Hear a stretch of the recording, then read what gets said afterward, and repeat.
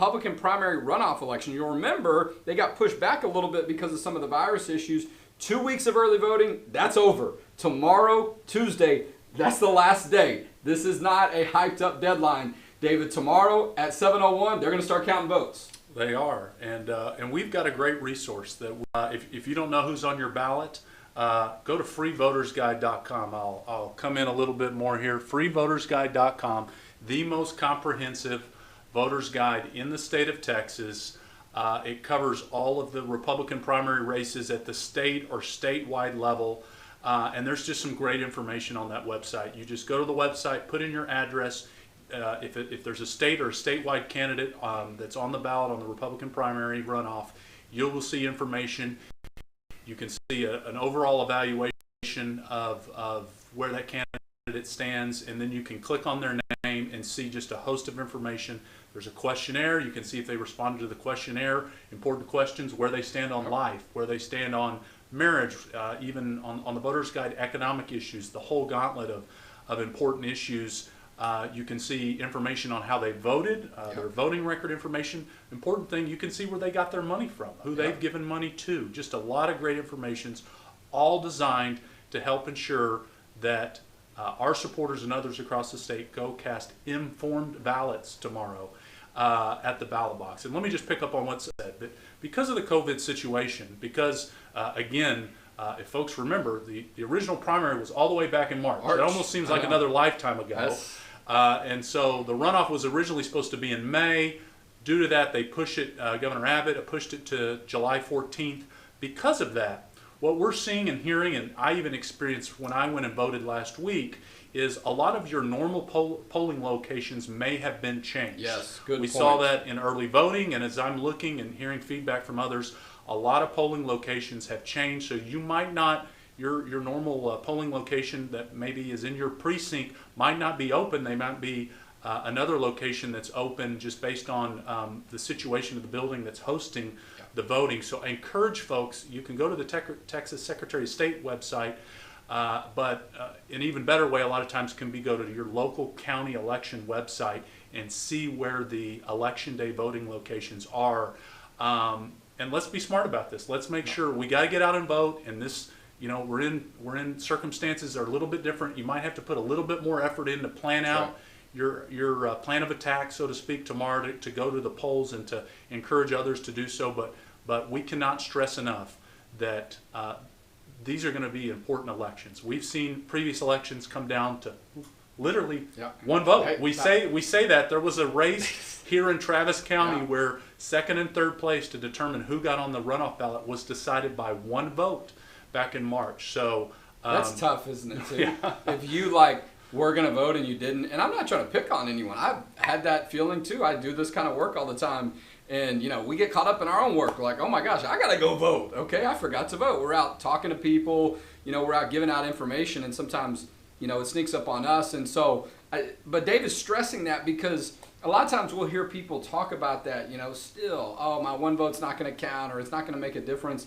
All the time. And look, election activity is just at a higher level than I feel like it's been in the past, the disruption and the timing. And so, it's just critical. And so you think about the primary, right? There's a lot of focus on November. The presidential, right? You watch national news, that's all you hear talked about.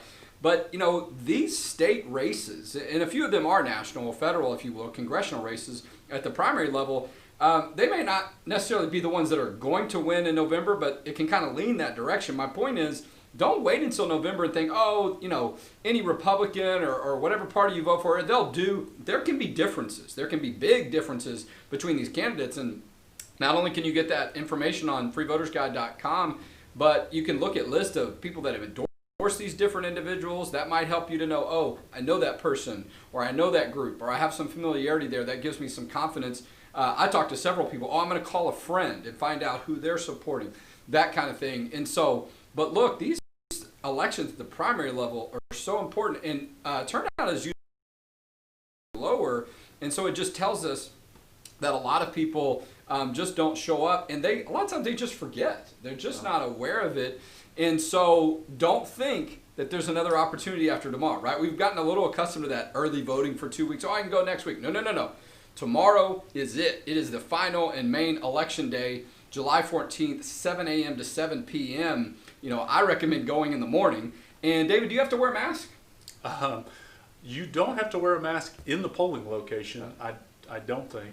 Yeah. Unless there's been another executive order. So, you know, but look, it doesn't, if you're more comfortable with it, you know, however you feel like you need to be there. But I know a lot of people are asking that. They're wondering, and, you know, they're nervous about going there in person. I don't imagine we're going to see a lot of big lines. You may in some. But to David's point, check those polling locations. Have a plan. And if you're in line by 7 p.m., and I've done that a few times, I will admit, cut it really close because where I live is not exactly close to our office. I'm like on my way home and timing gets tight. If you're in line by 7, you're okay. Try to not cut it that close.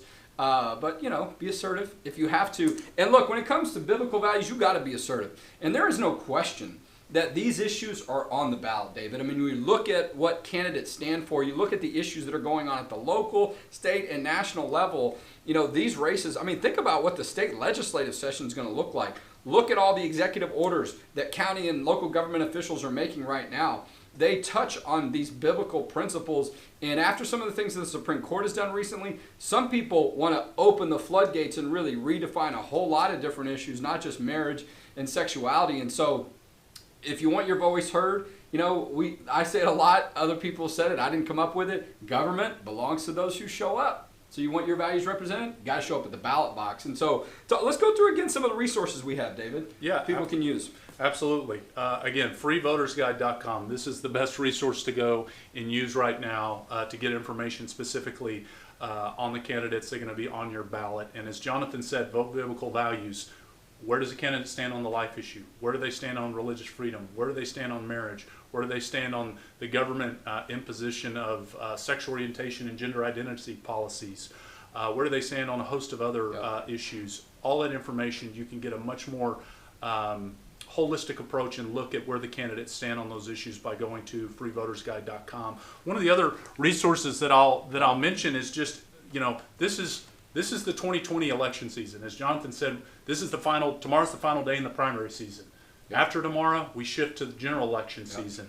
And obviously it's going to be a critically important election. But we're the FPC, Family Policy organization that works with the Family Research Council, and we were excited to co-publish this new publication that they wrote called Biblical Principles for Political Engagement.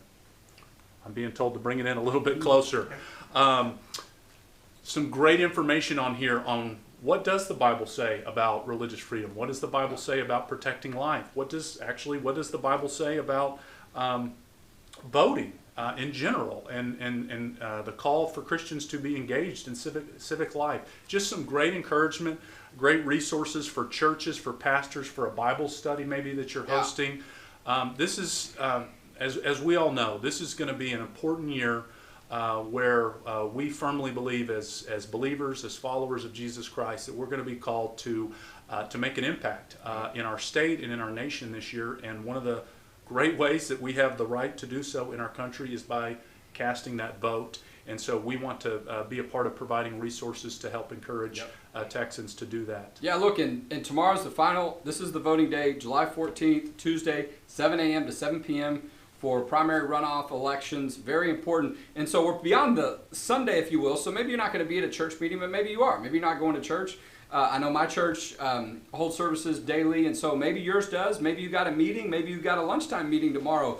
It is legally okay for churches and pastors to say, go vote biblical values, take a look at all the candidates. We've got a great video up called, I think it's kind of short-term, Churches and Elections, What's the Law? Check it out. And so still some time for people from the church environment, if you will, if you've got meetings or whatever and they want to put this information out, that's what we want to do. And so tomorrow's it. Election Day, July 14th, Tuesday, 7 a.m. to 7 p.m. Check out your poll.